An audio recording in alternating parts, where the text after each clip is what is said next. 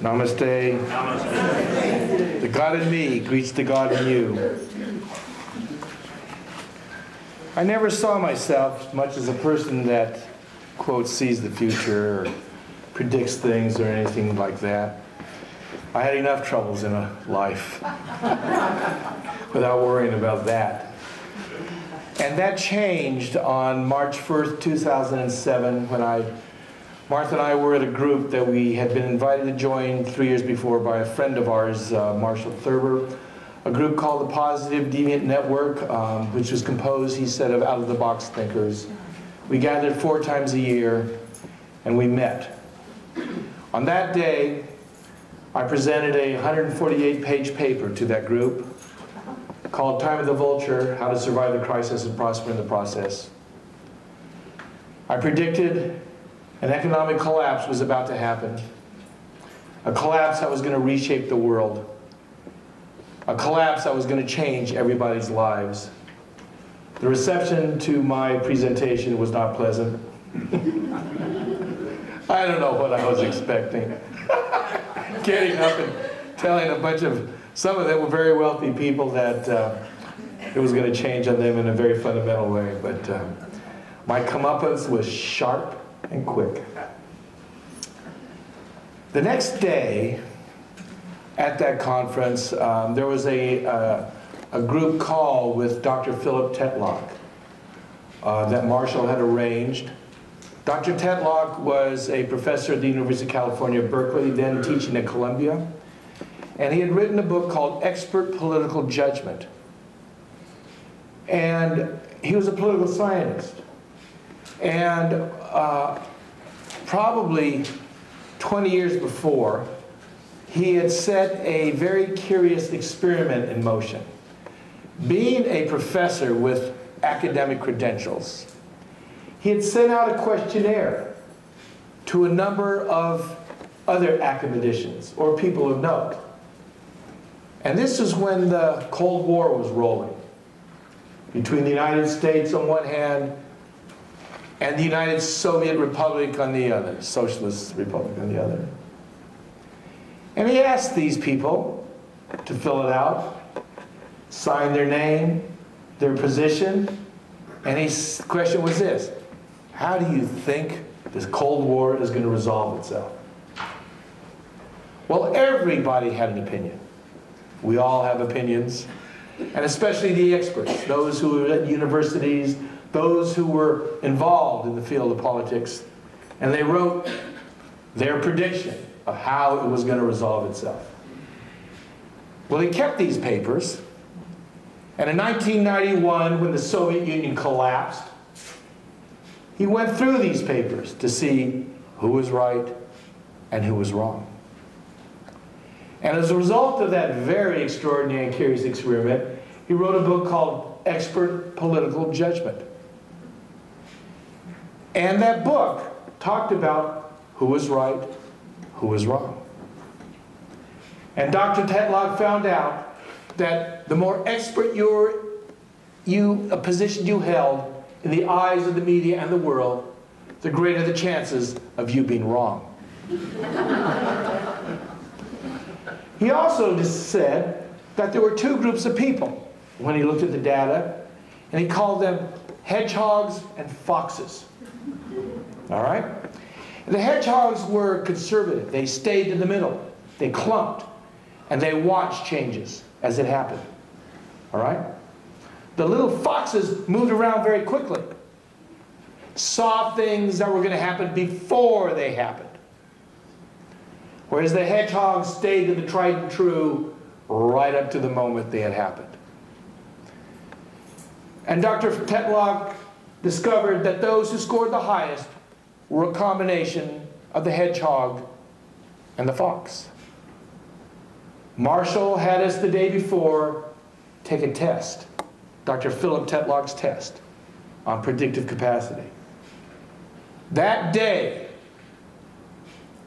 as I had to put up with all the wall of disbelief about what I had presented the day before, in the middle of that, for some odd reason, I looked down at the scores that which we had received on Dr. Tetlock's test the day before. And on my score, I got 0. The highest score possible. I was a balance between the hedgehog and the fox. And let me tell you, it made me feel good in a moment where I was not feeling the love.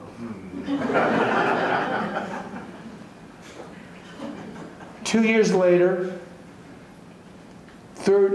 I think, what was it, 11 days, no, 31 days before the Japanese 9.0 earthquake and tsunami, my blog entry on Marshall's website, the Positivity Network, I titled this: "Severe Earth Changes Are Coming."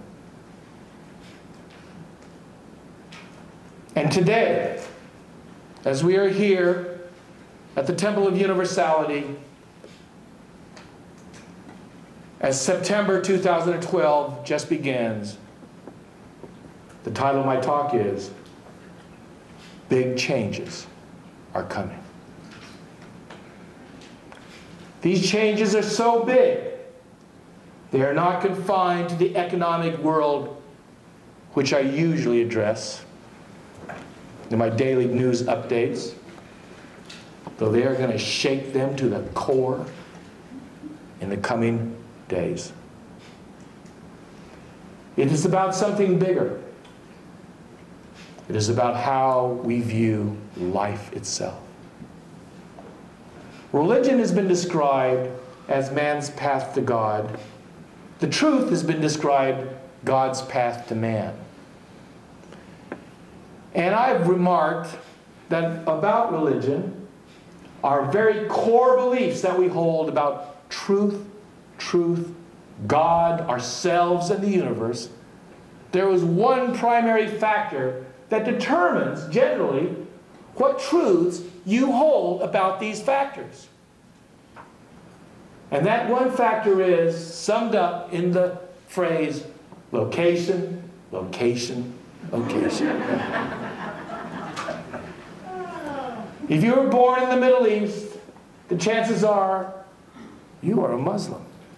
You may be devout, you may not be, but the chances are you are a Muslim.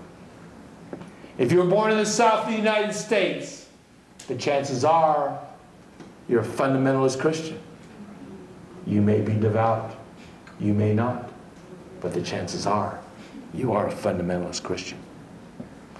And the chances are, and if you're born in China, the chances are you may not have an opinion about this at all, which may not make you right or wrong.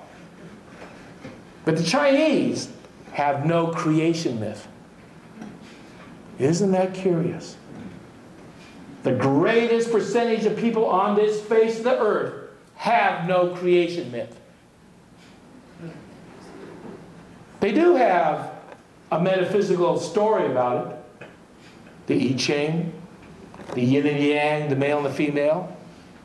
They do have a very large number of Buddhists, which are the reaction to the suffering that is endemic to human existence. They do have the Tao Te Ching, that remarkable document written by Lao Tzu,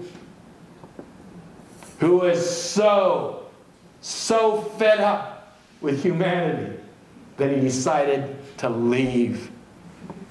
And as he crossed the gates towards the west, the story told is that a guard asked him to at least write down his thoughts. And the Tao Te Ching was the result. It's called The Way, an extraordinary book. But what I'm here to tell you today is that atheist believers, Muslims, Christians, Jews, Buddhists alike, we're going to have our clocks turned inside out real soon. The light is going to come at a level it never has before. In the West, this paradigm of consciousness that we hold, through all the guilt, through the judgment, and we hold those guilts, whether we believe we have them or not. The human experience has caused in us a very human reaction. And the very human reaction to that human experience has been denial, obfuscation, and distortion, and blind terror, and fervent belief. Those are about to be changed by what is about to happen. I believe those changes came first into the West in a remarkable way through the words of Emanuel Swedenborg. In the late 1600s, Emanuel Swedenborg was born in Sweden, a brilliant man. At this time of his life, Swedenborg was considered the smartest man on the planet. He spoke 12 languages. He discovered the ducts of the brain. He was a master of the intellect. And in his 1950s, his life changed. In his 1950s, Swedenborg became a mystic. His housekeeper would find him sometimes laying on the floor, the chair toppled beside him. Swedenborg had discovered a way into the other realms. He called it breathing. And he would sit in silence and breathe slower and slower and slower. And this process would allow the smartest man in the West to enter the world of the East. For the East was the world of experience, inner experience. The East was the world where the vast repository of the unseen was seen and experienced. Not many in the East experienced and saw it, but at least they accepted its existence as true. Just as in the West, the existence of that world was denied. Swedenborg entered that world and eventually wrote a book called Heaven and Hell, which describes his experiences on the other side of that curtain. In the West, we didn't even think that curtain existed. We saw it much as those during the time of Columbus saw the Western world, the edge of the world. And in truth it was. It was the edge of the world. The world those in the West thought was real. In truth, it wasn't. For just as much as the New World waited for the discovery of Christopher Columbus, the world of the East was to await the discovery of Emanuel Swedenborg, with one major difference. The discoveries of Christopher Columbus were swept up and soon, eventually over the next 100 years, believed to be true by those in the West who did not believe that another more greater vast lands existed outside the limitations of what they knew. The discovery of Emanuel Swedenborg were just as profound, but the West has not yet accepted deeply what his discoveries are. Emanuel Swedenborg's discoveries were profound. And I think those in the temple are among the very few that really believe, as a possibility, that what our dear Mr. Swedenborg discovered was actually true. For what Emanuel Swedenborg said was, on his journeys to the other side, to the inner world, which he called the interior. He said it was a world where the interior manifested ultimately in the exterior. That he was privy, that he was let in by the grace of God to the interior. And in that interior world, God bless him, Emanuel Swedenborg said, he conversed with spirits from Jupiter, Mars, Mercury, Saturn, Venus, and the moon. And had I not run into Betty Tadaleski a few years ago, although I knew about Swedenborg and his writings, I would not have believed that part. Thank you, Betty. Swedenborg blasted it open. And of course, you can understand that the reaction to his discovery of these interior worlds was not kindly received by the Western world. He said this: I was commanded by the Lord to publish my writings, and do not believe that without this express command, I would have thought of publishing things which I knew in advance would make me look ridiculous, and many people would think lies. This was the smartest man in the Western world. Did he think that his journey to the interior would be believed? No. But he was commanded by a higher power to speak them anyway. And over 300 years later, they're still not believed or accepted. I want to tell you something. That is about to change. We are on the edge, on the precipice of a change so vast that the disbelieving will believe. And those who choose not to believe will suffer the consequences of not believing. For as always, it is a choice. Every moment is a choice. It always was and always will be. I have wrestled with this question of free will and determinism for decades. And finally, little by little, the answers came to me. And it is not as black and white as I first thought, but it is black and white. After Swedenborg came and wrote Heaven on Earth, I think something else came at a metaphysical level that rent the world of the West asunder. This was the American Revolution. 1776. Before the American Revolution, all those who ruled believed it was their right to rule.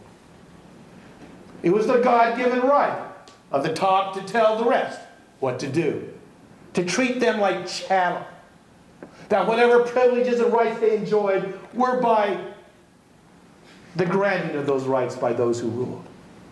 The American Revolution was extraordinary.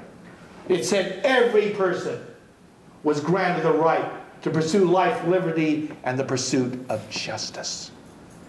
This was truly revolutionary. And it was no mistake that the vast majority of the people who wrote that extraordinary document were Masons, were Freemasons. The origins of Freemasonry are clouded in mystery.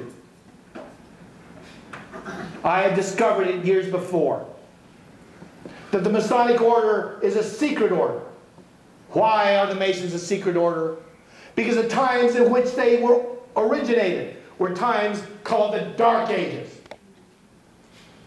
when the Catholic Church ruled that they were the gateway to truth. And the Masons said, no man is a gateway. Within every man is the temple. And every man and woman is building that temple. That's why they call themselves Masons, brick builders.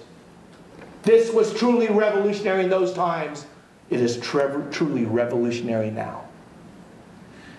Because just as Swedenborg's words were not accepted, the idea that no man stands between you and God is still heresy.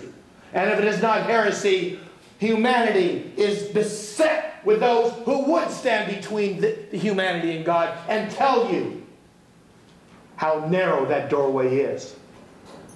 What dance you must do to do it. How many times you must lay before it. And this is true in every religion. Religion can be a gateway to the truth, or it can be a box in which mankind has put God. And I want to tell you, religion is going to resume its rightful role as the pathway to God, because that box in which humanity has put God is going to be ripped very soon by what is about to happen. It is coming.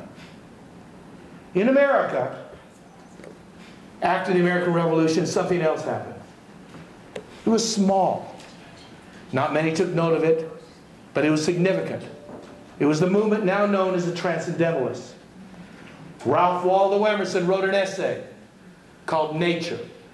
And in that he held that God is transcendent, God is everywhere, God is omniscient, and it is in nature, in the world itself.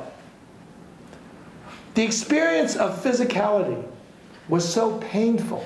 It was probably the only communality upon which East and West were joined. Suffering was endemic to the process of creation, at least at this level. And in the East, the Buddha said, and he talked about suffering, and he said, withdraw, come back into the self where you are safe, into the non-changing, for there you will overcome suffering. And in the West, Jesus came and he said, it is a much bigger reality, much bigger than we have seen before. And the church came and said, if you want to deal with this, you unworthy people, a little more acceptance of your sin and unworthiness will get you out. That's the way to deal with it. Which is exact opposite what Christ Jesus told us. That we are sons of God, created in the very image, and greater things than he has done we shall do also. That's part of the box that we put God and Jesus in the West. That box too is about to be ripped away. The Transcendentalists were influenced by Emanuel Swedenborg. Think of that. Think of that. I want to speak about something else a little more recent that spoke of those realms, that spoke here that the world that we see and perceive and experience as real is not. That it is a world that we have created with our thought forms in error. That there's no sin in creating those thought forms. It's just merely a mistake. And it is time for that mistake to be changed. There's a book called A Course in Miracles. In 1962, a professor, an atheist, Helen Schucman, began hearing voices. She was a behavioral scientist. And as Helen said, if I couldn't see it, if I couldn't count it, it wasn't real in my world. But I want to say that at the age of 12, Helen had been at Lourdes in France and had a profound spiritual experience. The conflict in Helen Schucman is a conflict in all of humanity. The conflict in Helen Schucman was resolved by the truth, as it will be in each and every one of us. She was a professor at Columbia Medical University, the hospital. And she began hearing voices. A voice, a voice. She thought it was menopause. It disturbed her. She was, after all, a professor. A voice is something you do not hear. She called her good friend, the head of the department, Bill Tedford. I had heard rumors that before Bill became associated with the Columbia University teaching staff, he was with the CIA. And as he was head of their work on personalities.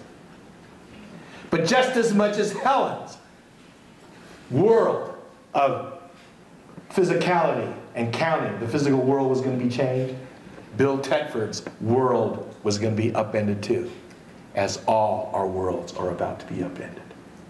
But I want to say, do not fear the light, do not fear love, for that is what is coming. She called up Bill and said, I'm worried. I'm hearing this voice. And Bill said, what's it saying? Bill was playing for time. And she said, it's telling me to take notes on A Course in Miracles. And Bill, as he remarked, I had the pleasure of knowing Bill and meeting Helen. And Bill said, with all the courage of one who it wasn't happening to, I told Helen, write it down. And we'll see what's happening. Well, Helen did start writing it down. And every morning, they would gather in Bill's office, lock the door, pull the blinds, and Helen would read in shorthand what she had taken before. And Bill would type it down. And in the early days, Bill said, taking and typing it was offset by the necessity of having to have a hand on Helen's shoulder as she read academic blasphemy. It did not come easy to Helen Schuckman, but it did come. And over 7 years, she transcribed faithfully, a voice she could turn on and off at will, the Course in Miracles. Ultimately written in iambic pentameter, an extraordinary truth from Jesus that told us that love is real, that the world we have created is not, that there is nothing to fear, that we have not left the God who created us, nor has He forgotten us, that there is only love and fear. That's all there is, and that's what the choice is, love and fear. In 1972, the transmissions ended, and Bill said they were told, do nothing, you will know when the next step is to happen. It happened a few years later when Judith Skutch, the top fundraiser for parapsychological activities in the United States, was giving a talk at Columbia Medical School. And Bill was in the audience, and somebody asked the question, what is healing? And Judy said, healing is love. And Bill said, wow, she has to meet Helen. And he invited Judy Skutch to lunch. Helen was there. Judy looked at her, and Judy said, I am not one to make statements such as I made. She turned to Helen and looked at her and said, so you hear the voice. Helen looked at Bill and said, I think we have to show her the manuscript. They went to Bill's office, unlocked the door, pulled down the shades, opened the safe in which the copy of the Course in Miracles was in typed pages. And Helen and Judy said she started reading those and burst into tears. She was at the top of the game at that time, top fundraiser for parapsychological activities in the United States, and she said she was beset by a gnawing insecurity. 9 questions that she couldn't answer. And when she read those words, this is a Course in Miracles. It is a required course. Only the time you take it is up to you. Free will does not mean you establish the curriculum. It merely means you choose what to take at a given time. This course does not aim at teaching the meaning of love, for that is beyond what can be taught. It does aim, however, at removing your blocks to your awareness of love's presence, which is your natural inheritance. The opposite of love is fear. However, that which is all-encompassing has no opposite.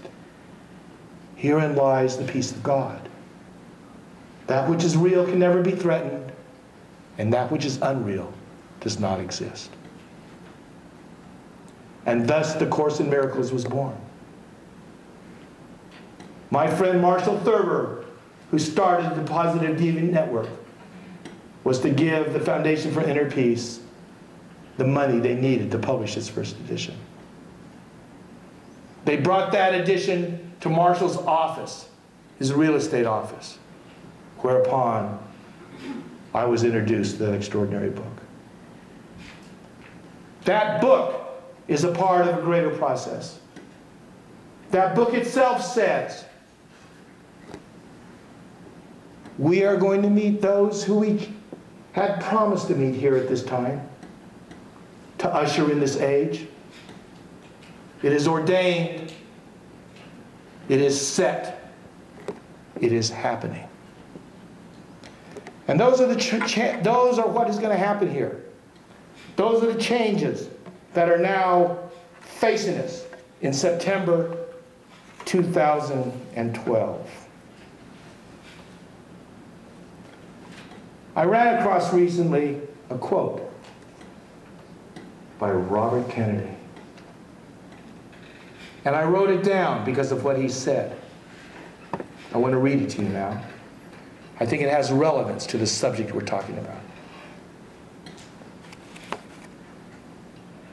A revolution is coming. A revolution which will be peaceful if we are wise enough. Compassionate if we care enough. Successful if we are fortunate enough. But a revolution is coming whether we will it or not. We can't affect its character. We cannot alter its inevitability. Robert Kennedy. Struck down before he could take and run for the presidency of the United States, as was his brother. Such are the times, such are the costs.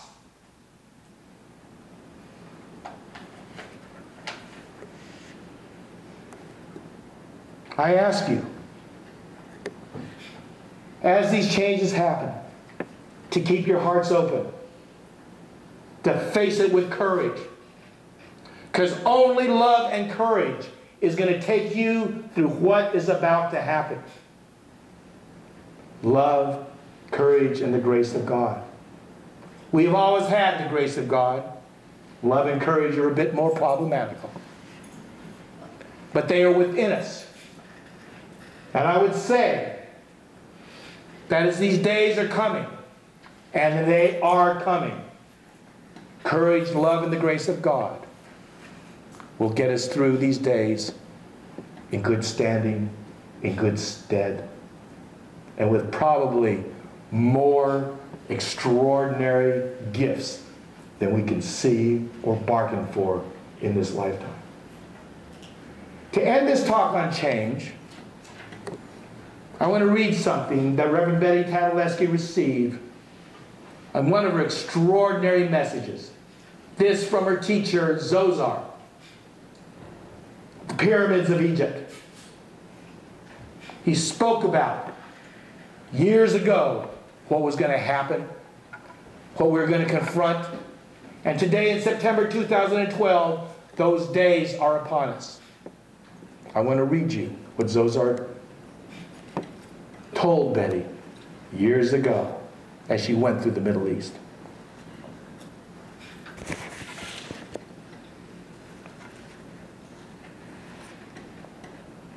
Today what? Yesterday the pyramids, the Sphinx, statues of Ramses II, including the one lying down in Saqqara. There is much power in the areas of the great monoliths. Even thousands of years later, the power can be felt. Can you imagine the transformation of your planet when the power within the people is realized? This power is what you refer to as the divine discontent. You are right. The divinity within mankind is stirring. It is like a volcano. It will erupt.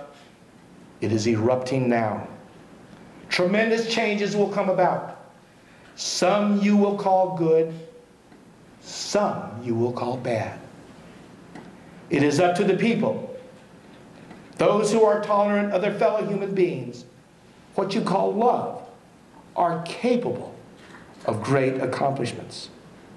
Those who are afraid of this power and fearful of others will create destruction. It is an individual choice. Everything is individual choice. We encourage you to accept the responsibility for the choices you have made. The project you are attempting can and will be done. Accept the power that is within you. We are here. We work with and through you. Stand tall like the pyramid. Do not be swayed by others. Fulfill your destiny. It is also the destiny of others. Allow the work to go forth. We bless you. I am Zozar.